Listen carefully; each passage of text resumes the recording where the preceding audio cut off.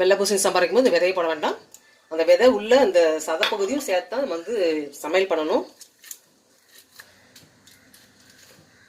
இந்த விதை இருக்குங்கிறக்காண்டி இந்த சதப்பகுதியை வந்து இப்படியே வெட்டிட்டு இதை கீழே போடக்கூடாது. இப்படி ஃபுல்லாகவே இதை கீழே போட்டு இதை மட்டும் வைக்கக்கூடாது.